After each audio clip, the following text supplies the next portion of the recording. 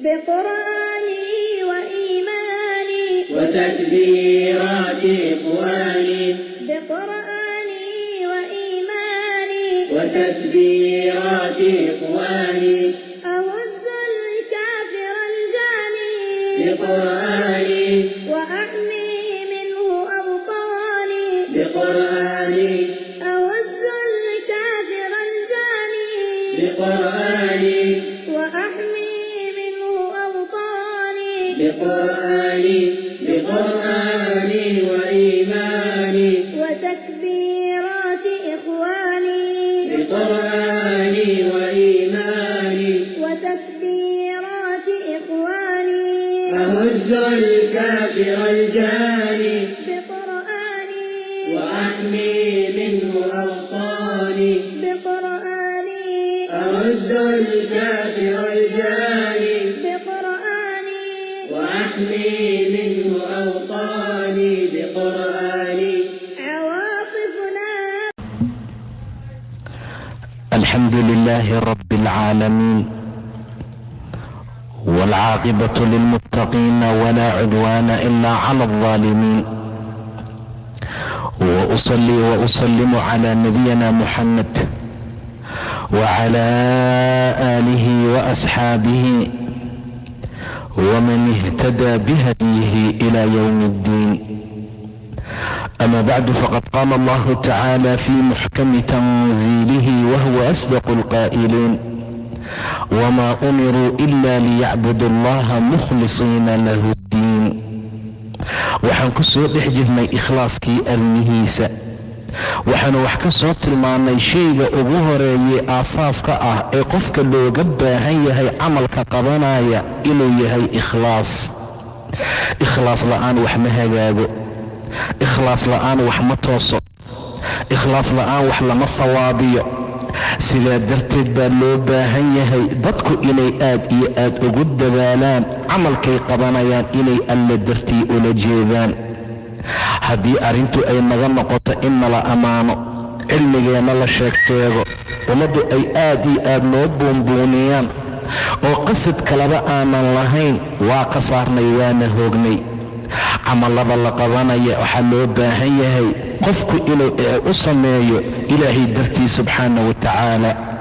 rasuulku wuxuu yidhi: man yaqum, qofkii istaaga laylada qadrada ah ama laylatulqadri iimaanan waxtisaaban gufira lahu maa taqadama min denbihi.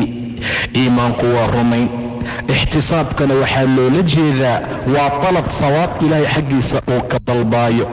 ikhlaas ayaa loola jeedaa waxa ku kicinaya inuu soomo oo baahidan uu galo oo shahwaadkiisa uu ka tago ee uu haraado, wax kale inaysan ahayn oo ay tahay inuu ilaahay subxaana wa tacaala ajirka helo. waa ikhlaas. saa darteed walaalayaal, ikhlaaska waan soo tilmaannay, qaybaanu ka soo tilmaannaye aad iyo aad ha loogu dadaalo. qof kastaa wuxuu niyeystuu leeyahay. qof walba ilaahay agtiisa waxaa looga hawaabiyaa inta ikhlaaskiisu markaa la eg yahay. dadka ikhlaaska ku dadaala shaydaan baa gacan ka taagay. wuxuu sheegay ama uu tilmaamay inuusan awood u lahayn. wuxuu tilmaamay inuusan dhumin karin. wuxuu tilmaamay inuusan wax dhibaato ah gaarsiin karin. waayo mar allaala markuu ibliis ama shaydaan dhaartay uuna ku dhaartay bini aadamka inuu dhumin doono, wuxuu yidhi: ilaa cibaadaka minhum almukhlasiin. addoommadaada mukhlasiinta ah ma ahee inta kale waa dhumin doonaa. war camal aad qabatay, salaad aad tukatay, wanaag aad samaysay, sadaqo aad la baxday, camalladaa fiicfiican oo dhan hadduu kaaga dhiga ka waran waxaadan ikhlaas u samaynaynin. laakiin saan xalay soo tilmaamay oo kale, ujeeddadaadu ay tahay in saqigii warkii gacanta furnaayow ay dadku ku dhahaan, geesigii shujaaca ahaa warkii halyeyga ahaa ma gabbado geesi ah, ma dhuunta shujaaca inay dadku dhahaan haddii lagaaga dhigo geesinimadaadii. haddii qur'aankaagii iyo cilmigii aad baratay uu shaydaan kaaga dhigo midaad ku raadinaysay alla qaarisana, wax ma gafo, carab furna, luqad fiicna, faseexad fiicna, inta haddii lagaaga dhigo intaasaa kaaga filan dhibaato. laakiin shaytaan yuu dhumin waayey, shaytaan yuu wax ka qaadi waayey mukhlisnimada, ikhlaaska dadka ku dadaala. ilaa cibaadaka minhum almukhlasiin, addoommadaada mukhlasiinta ah adiga dartaa wax u sameeya ma ahee, inta kale waa dabagedinayaa buu yidhi, inta kale waa baadiyayn doonaa buu yidhi, inta kale waa dhumin doonaa buu yidhi. wadkur fi lkitaabi muusa inahu kaana mukhlasan wakaana rasuula nabiya. nebi muuse ilaahay ku ammaanay ikhlaas iyo daacadnimo, qalbi suubanaan, qalbi wanaagsanaan, niyo saafinimo, aan wax kale ilaahay loogu shariik yeelin subxaana wa tacaala. wadkur fi lkitaabi muusa inahu kaana mukhlasan wakaana rasuula nabiya. rasuul nebi ah buu ahaa buu yidhi allah subxaana wa tacaala. ikhlaaska aad ha loogu dadaalo, camalku haba yaraadee ilaahay dartii ha loo sameeyo, camalku haba yaraadee ikhlaasnimo ha loo qabto. taasaa ilaahay dadka agtiisa khayr iyo wanaag ay markaa uga gaaraan, sharaf iyo cizigay markaa uga helaan. waxaan raadinaynayaysan noqon wax adduun, waayo indhaha jasadka, xoogga, ziinada, quruxda, waxa la midkaa ilaahay ma eega subxaana wa tacaala. waxa uu fiiriya saan soo tilmaamay waa camalka iyo ikhlaaska qalbiga suu markaa ugu jiro, kaasuu ilaahay fiiriya subxaana wa tacaala, kaasuu ilaahay jaziye abaalgud siiya subxaana wa tacaala. rasuulku muxuu yidhi sala allahu calayhi wasalam, asagoo ikhlaaska nooga sheekaynaya, qalbiga iyo niyada qofka in loo qabanayo uu nooga sheekaynayo, ida iltaqa almuslimaan, laba muslim haddii ay kulmaan, mid kasta ayagoo seefahooda ku dheehan, kana seef buu soo qaatay, kana seef buu soo qaatay, labadoodu seefo ayay kala wataan. sidaa darteed baa ilaahay subxaana wa tacaala wuxuu tilmaamay nebigiisa, laba muslim haddii ay kulmaan, mid kastaa seeftiisa uu ku dheehan yahay, qaatilka wax dilay, maqtuulka la dilay, labadaba inay naarta gelayaan. niyada fiiriya dhibka ay leedahay iyo marna dheefta ay soo jiido. marka qofku uu hagaajiyana hagaag badan bay u jiidaa, markuu qofku xumeeyana xumaan iyo cadaab bay u jiidaa. sidaa darteed buu nebigu yidhi, laba muslim oo mid kastaa seeftiisa ku dheehan haddii ay kulmaan, dagaal ay isugu yimaadaan, qaatilka iyo maqtuulka, qaatilku waa gacan ku dhiiglaha, waa midka dembigii jariimada la yimaada, waa midka dadka dila iyo kii la dilay, labadaba naartay ku sugan yihiin ayuu dhahay nebiga sala allahu calayhi wasalam. saxaabadu waxay dheen rasuulkii ilaahayow, kani waa qaatilkii, waa gacan ku dhiiglihii, waa kii dadka dilay, naarta ha la geliyo, waaba mutaystayba. famaa baalu lmaqtuul, maqtuulka la dilay xaalkiisu waa maxay? maskiinkan asaga la dilay muxuu naarta ku mutaystay? maxaa cadaabka loo gelinaa rasuulkii ilaahayow? midkan qaatilkee wax dilay naarta ha la geliyo, laakiin maqtuulkan asagaaba la dilaye sababta uu cadaabka ku gelaya muxuu yahay? rasuulku waa u jawaabay saxaabada, wuxuuna ugu jawaabay asagu wuxuu xariis ku ahaa ee uu ku dadaalayay inuu saaxiibkii dilo. niyadiisu waxay ahayd inuu dilo, waa looga hormaray seefta ma ahee, hadduu asagu ku hormari lahaa waa uu dili lahaa. xabaddaa looga hormaray ma ahee, haddii asaga uu ku hormari lahaa wuu dili lahaa. saa darteed ayuu cadaabka niyadiisa ayuu markaa ku mutaystay, waayo asaguba wuxuu ahaa mid ku dadaalayay calaa qatli saaxibihi, saaxiibkii inuu markaa dilo. waana dili lahaa haddaysan looga hormarayn, waana dili lahaa haddii seefta ama xabaddu aysan ku bilaaban lahayn. saasuu ku cadaab mutaystay.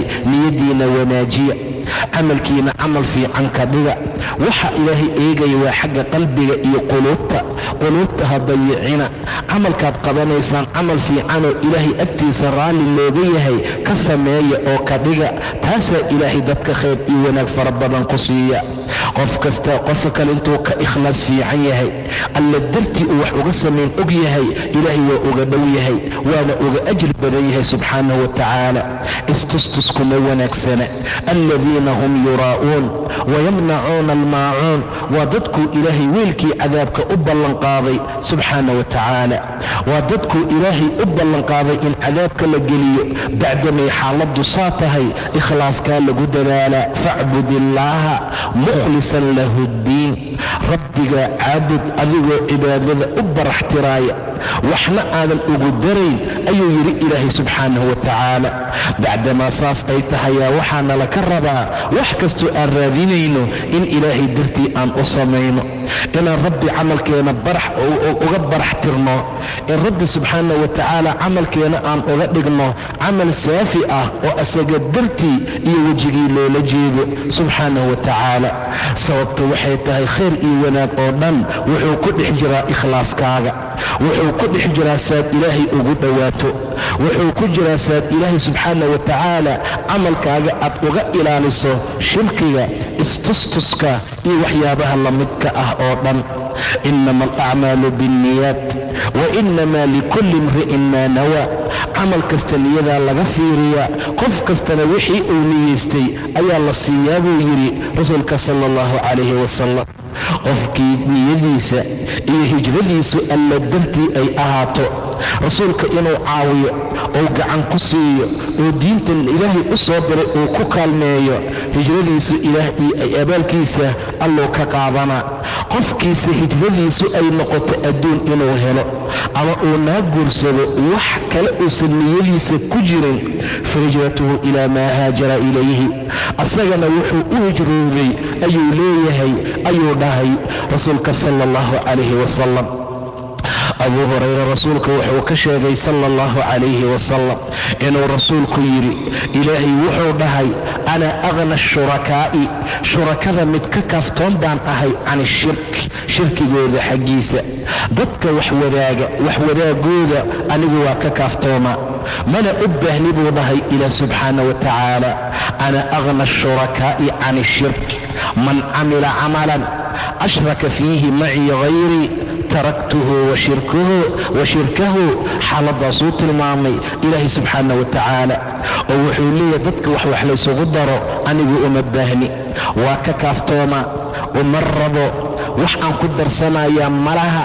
qof allaala qofkii camal qabta camalkaasuu ugu shariig yeelo camalkaa dhexdiisa, aniga qof aan ahayn waan uga tagaa camalkiisa iyo shirkigiisa, inta waan isaga tagaa buu yidhi ilaahay subxaana wa tacaala. maalinta aakhira marka la tagana ilaahay wuxuu leeyahay dadka ilaahay u shariig yeelay oo camaladoodii niyadahooda wax kala ku soo daray, ordaha oo baxa oo ka raadsada dadkaad camalkiina isku tustusi jirteen adduunka, fanduruu hal tajiduuna cindahum jazaa. abaalgud ma ka helaysiin? xaggee kaga helaynaa? ayagaa baahan saan soo tilmaannay, ayagaa qaawan saan soo tilmaannay, ayagaa argagaxaya saan soo tilmaannay. ina akhwafa maa akhaafu calaykum, waxaan idinkugu cabsi badanahay ani korkayga waa shirkiga yar buu dhahay nebiga sala allahu calayhi wasalam. saa darteed bay saxaabadu dhaheen shirkiga yar waa maxay rasuulkii allow? qaala alriyaa, istustuska waaya buu yidhi. ilaahay subxaana wa tacaala wuxuu odhanayaa maalinta uu addoommadiisa camallada ka abaalmarinaayo, dadkii ilaahay kayrkii wax u qabtay ama ha laydin ammaano, ha laydin sharfo, ha laydin sheegsheega camalka u qabtay, idhabuu ila aladiina kuntum turaa'uuna biacmaalikum fi ddunyaa, ordaha oo u taga dadkaad camaladiina isku tustusi jirteen adduunka. fanduruu hal tajiduuna cindahum jazaa, wax abaalgud ah oo aad ka helaysaan ma jira. saa darteed istustuska iyo shirkiga acmaasha la soo dhexgeliyo iyo xagga qalbiga wax badan buu ummaddu dhibaato gaarsiiyaa. abuu muuse wuxuu dhahay rasuulkaa noo qudbeeyey, markaasuu yidhi ayuhannaas ittaqu shirk, wardadow shirkiga ka baqa, shirkiga iska ilaaliya, fa innahu akhfaa, waa ka qarsoodi badan yahay baasha lagu magacaabo dhuuro casada ama qurayshada oo ayadoo madow dhagax sibsib ah habeen mugdi ah maraysa wuu idinkaga qarsoodi badan yahay. sidaa darteed ayaa wax kasta oo rabbi subxaana wa tacaala loo sameeyo kayrkii haddaad ugu tala gasho ilaahay agtiisa qiimo kama lihid. qofkii dadka ismaqmaqal siiya allah dadka ku fadeexeeya oo wax qalbigiisa ku jira ummadda lagu fadeexeeya. qofkii dadka istustusana allah dadka tusiya oo wax allaala wixii ku u qarsoonaa yaa bannaanka loo soo dhigaa. yowma tubla asaraa'ir, waa maalinta wixii qarsoonaa iyo saryaalka oo dhan la caddayn doono. siryaalka oo dhan baa la faydi doonaa maalinta wixii qarsoon. qof kasta waxa u qarsoon baa bannaanka loo soo dhigaa. aad ha loo dadaalo. nin baa rasuulka u yimid sala allahu calayhi wasalam, markaasuu ku dhahay yaa rasuul allah, kee ilaahay jidkiisa dagaalkiisa ah? waayo xadkeen wuxuu u dagaalamayaa danaano, mid wuxuu u dagaalamayaa istustus, mid wuxuu u dagaalamaa macnaha dagaalkii wuu batay. qof kastaa maanta wuxuu leeyahay jid allaan ku dagaalamaa, kee jidka ilaahay ah? mid wuxuu u dagaalamaa xamiyo, hiilo, yaa reer hebel aheey, war yaa tol hebel aheey, waa nin meesha ka qayliyey, qorigiisuu la soo carara, markaasuu dagaal gelaya. mid saasuu u dagaalamaa. mid wuxuu u dagaalamaa shujaac iyo geesinimo, ha lagu ammaano, geesi waaye ha lagu dhaho. mid wuxuu u dagaalamayaa aanafa iyo kibir, kee jidkii ilaahay ah rasuulkii allow? nebiga sala allahu calayhi wasalam wuxuu yidhi man qaatala litakuuna kalimat allah, qofkii u dagaalama inay kelimada ilaahay noqoto hiya alculyaa fahuwa fii sabiili illaah, kaasaa ilaahay jidkiisa u dagaalamay. inta ka soo hartoo dhan waa dameer dhintay, qiimo iyo faa'iido uu leeyahay malaha. kitaabka alloo kor noqo, oo ilaahay kitaabkiisa inuu kor noqdo, kelimada tawxiidka ay sarrayso, raayada islaamka uu adduunku ka badbado. kii u dagaalamaa jidka ilaahay ah, qofkii u dagaalama kelimada alle inay culyo noqoto, tii sarrayse ay noqoto, kaasaa jidka ilaahay ku dagaalamay. waayo ilaah wuxuu yidhi qul innamaa ana basharun milukum yuuxaa ilaya annamaa ilaahukum ilaahun waaxid faman kaana yarjuu liqaa'a rabbihi falyacmal camalan saalixan walaa yushrik bicibaadati rabbihi axada. waxaad ku dhahdaa rasuulkii allow, anigu bashar baan ahay, bani aadam idinkoo kalaan ahay. maxaan idin dheerahay? yuuxaa ilaya, waa la ii waxyoodaa. ani nebi baan ahay, waxyibaa ii yimaada, xagga rabbi baa laygala hadlaa, taasaan idin dheerahay. laakiin xagga bani aadamnimada isku mid baan ka nahay. saad u xanuunsataan baan u xanuunsadaa, saad u geeriyoonaysaan baan u geeriyoonayaa, sida laydiin dhalaa la ii dhalay. qul innamaa ana basharun milukum yuuxaa ilaya, laakiin ani waxyibaa igu soo dega, allah i doortay, sharaf gooniyaha buu ii yeelay. annamaa ilaahukum ilaahun waaxid faman kaana yarjuu liqaa'a rabbihi falyacmal camalan saalixa walaa yushrik bicibaadati rabbihi axada. qof allaala qofka ilaahay agtiisa wanaag ka rajaynaya, khayr iyo wanaagna ka raba, ilaahay subxaana wa tacaala ha caabudo, cibaadadiisana yuusan waxba uga shariig yeelin. walaalayaal wax kasta cibaadadan ka dhigi karnaa, saan hore u soo tilmaamay. qalbigeenna haddii wax kastoon qabanayno aan niyadda u wanaajino, ilaahay wuxuu naga siinayaa subxaana wa tacaala ajir. ninka lagu magacaabo sacad ibn abi waqaas baa maka ku xanuunsaday xajatulwadaaci. kadib baa rasuulka u yimid, wuxuu ka baqay inuu meesha ku dhinto, laakiin rasuulka sala allahu calayhi wasalam buu su'aal weydiiyey. wuxuu dhahay xoolo badanna waa leeyahay, hal gabar baa i dhaxlaysee xoolahayga ma sadaqeeya? maya. ma sadaqeeya? maya. saddex marka loo dhiga laba ma sadaqeeya? maya. fuluf ma sadaqeeya? 3 meelood meel? haa buu dhahay nebiga. xataa fulufku wuu yaryahay. dadka aad ka tegayso ayagoo taajiriina inaad ka tagtaa ka fiican intaad uga tegi lahayd ayagoo faqiiro ah oo dadka gacmo hoorsanaya. sacadow lagu dibdhigi maayo, oo haddii lagu dibdhiga buu yidhi rasuulku wuxuu dhahay ma tihid qof wax bixiya alla dartiina ula jeeda. waxaan aad bixinaysay dhiigayso ilaahay dartii hadday kaa tahay ilaa waa lagaa ajir siinayaa. xataa luqma qaadasho oo tajcalahaa fii fay imra'atika, naagtaada afkeeda aad geliso ajir buu ilaahay kaa siin subxaana wa tacaala. badarkii baa idin dhex yaala, in yaroo shidmi ah ama basbaas intaad soo qaaday yaad ugu dhex dartay. waxaad soo qaaday cad yar oo moos ah waad u dul saartay, bariiskii baad u soo qaaday, haaldheh intaad dhahdaad afka u gelisay, ajir buu ilaahay kaa siin subxaana wa tacaala. waase goormee? waa inay alla dartii kaa tahay, tabtaqii biha wajha allah, ilaahay wejigiisaad ula jeedo. laakiin haddaad filinkii hindiga ka fiirsatay, haddii gaalaha saa yeeshee yeel ay kaa tahay, arrimooyinkaasoo dhan thawaab iyo ajir kuma lihid. saa darteed niyada ayaa wax wanaajiya, niyadaana wax xumaysa. luqmad aad sawjadaada afkeeda gelisay, culimmada gobol ka mida waxay ku fasireen biilka aad siinaysa ciyaalkaagii xaaskaaga ajir buu ilaahay kaa siin subxaana wa tacaala. maanta waa lagu dhibaa ciyaalka biilka. dumarkii maanta way ashtakoodaan oo way qaylinayaan, biilkii buu ku cidhiirinayaa, waxbuu haystaayo ilaahay baa u waasiciyey. qaybna qaad buu ku cunaa, qaybna jibhad buu ku taageeraa, qaybna bengi buu ku shubtaa. ilmihii way calaacalayaan. xaalad noocaasaa maanta lagu sugan yahay. raggii gobol ka mid ah waxay noqdeen rag aan qiimo iyo wanaag lahayn. saa darteed ilaahay ikhlaaska ugula dadaala. wadcuuhu mukhlisiina lahu ddiin kamaa bada'akum tacuuduun, sida ilaahay tilmaamay subxaana wa tacaala. fadcu allaha mukhlisiina lahu ddiin. aayadahaasoo dhan waxay noo tilmaamayaan ikhlaaska inuu aad u fiican yahay, sharaf iyo qiimo lagu gaaraayo, alla agtiisa qiimo iyo wanaag looga helaayo. xaaladaa marka aan aad ugu dadaalno, ilaahay subxaana wa tacaala waxaan bixino niyadda aan u fiicnayno alla dartii ha naga noqoto.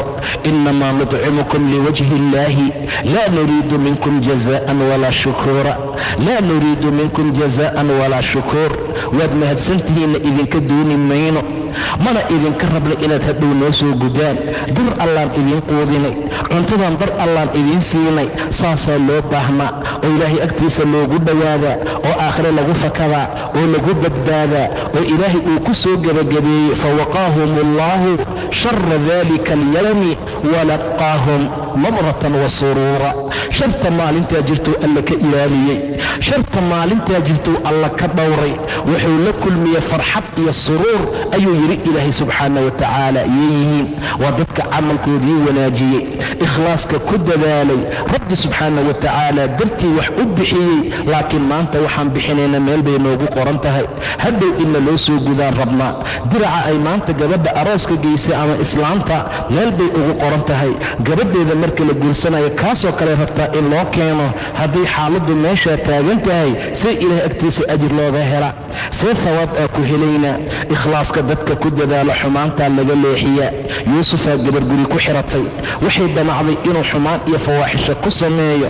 ilaahay buu baryey, mukhlis buu ahaa, allaa ka leexiyey. kadalika linasrifa canhu asuu'a waalfaxshaa. xumaantii iyo fuxshigii iyo zinadii yuusuf waanu ka leexinay. sababtu maxay tahay? innahu min cibaadina almukhlasiin. addoommadeenna mukhlasiintuu ka mid ahaa. addoommadeenna ilaahay aadartii wax u sameeya ayuu markaa ka mid ahaa. ikhlaaska aan aad ugu dadaalno, rabbina aan ka cabsano, taacada ilaahayna aan socodsiino, si aan ilaahay agtiisa khayr iyo wanaag uga gaarno, baraaro iyo bashbash aan uga helno, ilaahayna camalkeena u rafaco. mawduuca ikhlaasku waa mawduuc aad iyo aad u dheer, laakiin meeshaasaan ku soo joojinaynaa, kuna gaabinaynaa. ilaa xaqana waxaan ka baryaynaa inuu ikhlaas nagu arsuqo. waxaan bixinayna alla dartii, wax allaala waxaan diidayna alla dartii, wax allaala wixii aan samaynayna alla dartii, salaada aan tukanayna alla dartii, waxaan qabanayna alla dartii, xajkaan xajinayna alla dartii. wax walboon samaynayno oo camal fiican ahna ilaahay niyad fiican allah nooga dhigo. kuwa istustus u sameeya allah naga ilaaliyo. dad baaba aad isaga jecel in lagu ammaano waxay qabanayaan. saan soo tilmaanay qofaa shilinkuu bixinayo in kaamira laga dawata jecel, in la waraysto jecel, hidaacadaha lagu soo celceliyo jecel. miyuusan ilaahay ii ogeyn subxaana wa tacaala? war dadkii hore xumaanta say u qarinayaan, si ka danan bay wanaagga u qarin jireen. xasanaadka ay qabanayaan iyo cibaadada ay samaynayaan, siday xumaanta ula dhuumanayaan bay ula dhuuman jireen. laakiin salaadaan qiimo lahayn, salaad aan sharaf lahayn, salaad aan khushuuc lahayn, sadaqo lacag xaaraana laga keenay, xijaab marna kor loo qaaday marna hoos loo dhigay, camal noocaasoo daciif ah yaan maanta ku faantamaynaa. si waxaan janno ku helaynaa oo kale. ilaahay fadligiisa jannadiisa ha nagu siiyo subxaana wa tacaala. inta ka horaysa walaalayaal, wabilaahi tawfiiq, wallahu subxaanahu wa tacaala aclam.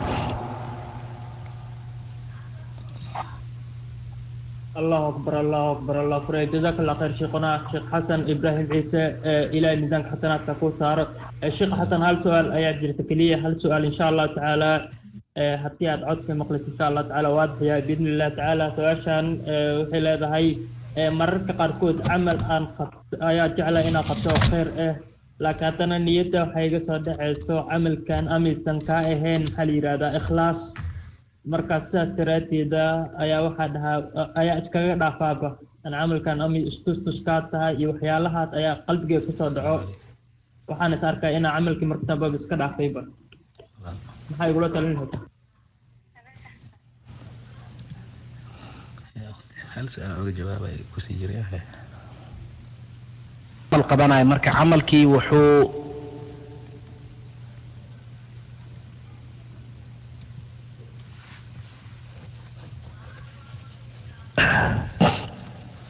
kaash cafwan raala akhi hal mar macnaha ma qaban camalkii, camal ayuu rabaa inuu qabto. marka camalkii intuu qaban ayaa naftiisa wixii uga sheekeynaysaa camalkana qabanaysid wixii kaa tahay istustus iyo riyaa iyo waxyaalahaas. marka sidaas daraaddeeda ayuu markaasba yani iskaga dhaafa camalkii oo rabay inuu qabto ayuu iskaga dhaafa. malaha shaytaan ugu sheekeynaya camalkan iyo dadaas ka tutusaysaa iyo waxyaalaha kasoo dhacaysa niyadiisa. marka dambar wuuba iska joojina camalkii oo rabay inuu qabto.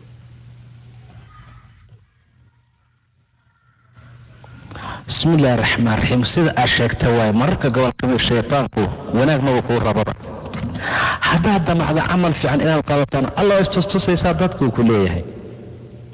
haddii camalkii aad dhex gashana wuxuu kuu tusaal markaasuu qofku camalkii ka tegayaa. hadduu galana wuxuu ga dhigayaa inuu dadka isku tustusaayo. labada xaaladba waa mamnuuc. ha uga tegin camal inuu shaydaan kugu sirsiro, hadhow dadka isku tustusaysaa. maxaa uga galay isaga? shaydaan waa la iska celiyaa, camalka waa la sameeyaa, ilaahayna waa laga baryaa inuu kaa ilaaliyo. ilaahay baan leeyahay ku dheh ixafidaaya, niyaddeyduna waxay tahay inaan alle dartii u sameeyo. sidoo kale haddii ilaahay dartii aad wax u qabatood wax u samayso, niyaddaada ay nadiifto istustus aynan kaa ahayn, bulshadii baa ku ammaantayba. shaqi ku melid hadday ku ammaanay hadday ku xayn waa isu kaa mid. qofka noocaas markii nebiga la weydiiyeyna wuxuu yidhi waa bishaaro usoo degdegtay, waa bishaaro kuu soo degdegtay. lahum albushraa fi lxayaati addunya wa fi alaakhira. fi lxayaati addunya buu ilaah kugu soo dedejiyey. marka ha ka yeelin ibliis warkiisana ha qaadanin, camalkaana sameey, niyaddaada ikhlaas ka dhiga insha allahu tacaala. nacam.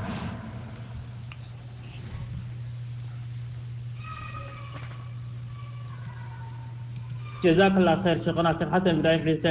سؤال labaad waa ka jawaabtay laftigeeda qofka maxaa la yiraahdaa yani rabo qofka dadka amaanayaan oo asagoo ka codsanin oo markuu maxaa la yiraahdaa wax khayr qabtaba ku amaanayaan oo ku maadinayaan khayrka uu qabtay.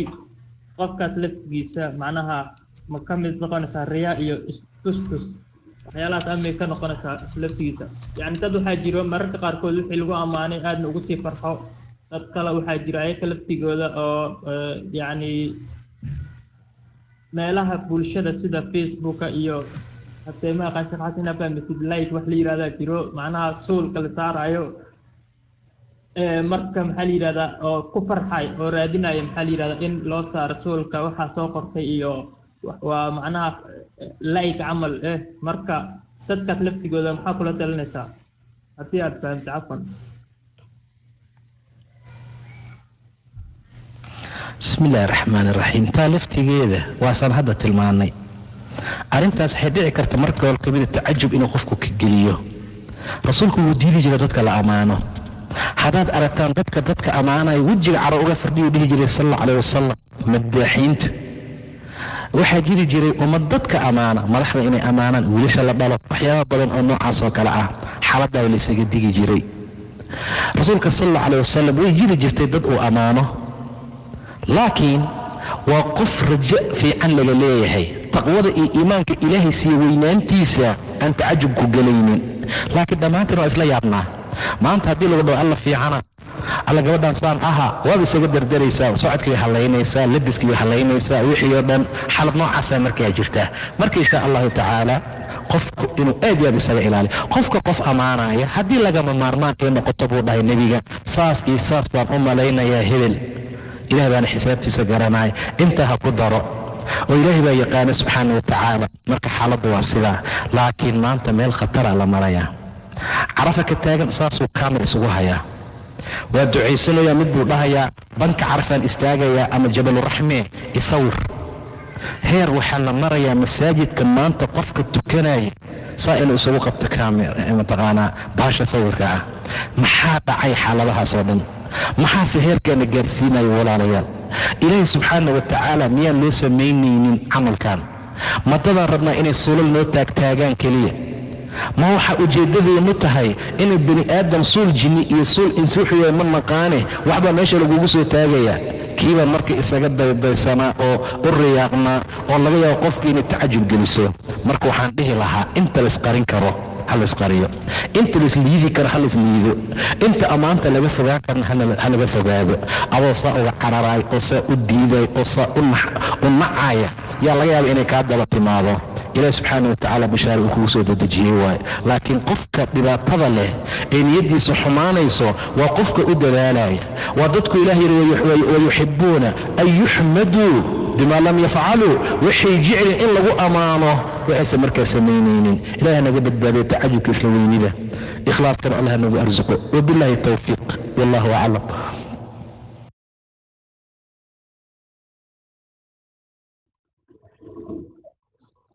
جزاك الله خير شيخنا الشيخ حسن إبراهيم عيسى إلى ميزانك حسناتها كوسار الشيخ حسن بارك الله فيك إن شاء الله تعالى. سؤالها أنت سيكون جوديننا عفوا سؤالك الوأركات يختان بإذن الله تعالى. لكن الشيخ حسن طبعا مالك الإيه 10 كلها بإذن الله تعالى مركا وانفسحنا شيخنا إلهي حفظيه ميزانك حسنات كان إلهي وصار محاضرة ونوكلي بإذن الله تعالى. طبعا محاضرين كلا إعلانك وكلا سعنتين قولك يقبت فيسبوك بوصارينا إن شاء الله تعالى. عفوا ولا لها أن سؤاله دعوك بين إن شاء الله.